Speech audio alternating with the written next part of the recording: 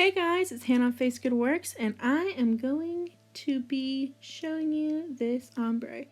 I just went through and picked the two closest colors I could find, and boy, the two colors I picked, they were pretty close, and they looked really good together. Oh my goodness. So if you want to see how I did this, keep on watching. Alright, so this first one, it is a really pretty, like almost baby bluish, but a little bit darker, I guess, SC polish, and it's so pretty. This next one is a Frida Calls, and it's like a really pretty greenish blue. So I chose it because it was also in the blue family, so it'd make a really nice ombre. This is an OPI glossy top coat, and if you don't mind me saying, it is like the best top coat I've ever used in my life.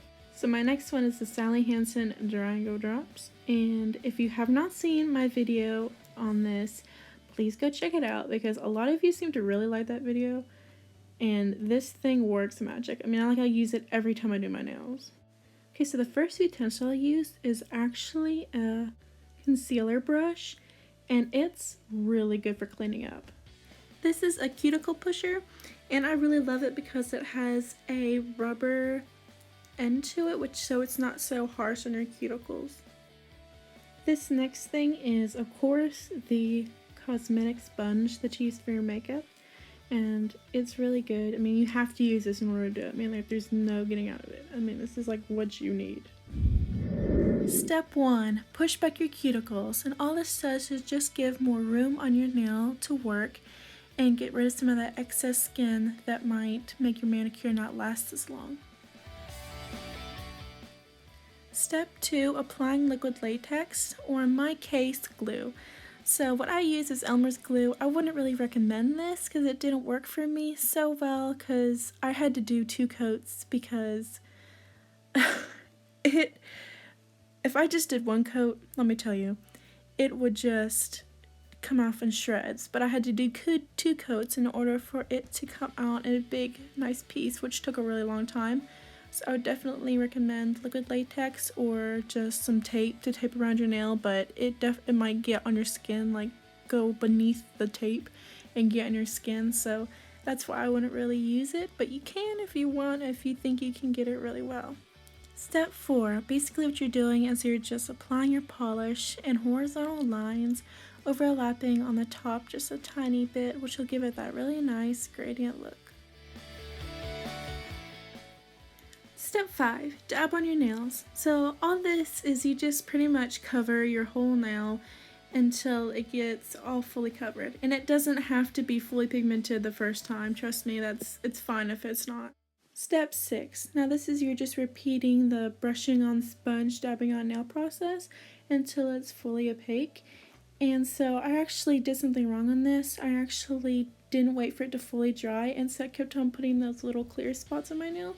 So what you need to do is make sure it's fully dry before you put the next coat on, or then you're going to be putting it on forever like I did.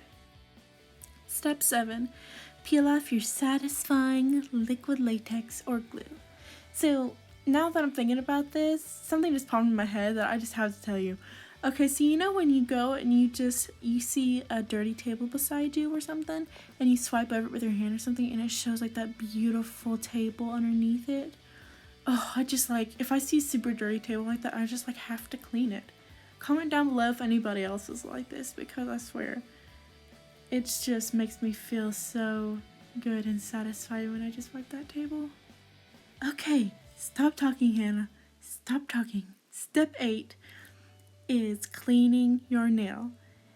And let's just move right back into the step 9. Okay, so step 9 is just the best part. You wait for your stuff to dry, you just go over it with the top glossy top coat, and it just makes everything smooth and nice and finished. So this is your finished product. Oh, and I also love to cap it, and that makes your manicures last actually a lot longer than I would have thought without capping it. Step 10 is actually an optional part, but it's applying the Durango drops. And I actually have a video on this, so please don't forget to check it out. It's a really good video. And this stuff dries your nails so well. Oh my goodness, it does really good. So please don't forget to watch it. Alright, so this was a video on how to do ombre nails. If you liked my video, please give it a big thumbs up, and don't forget to subscribe to my channel by clicking my picture on the right hand side. Thank you guys for watching so much, and don't forget to watch that video on the Dry and Go Drops review. Have a blessed day!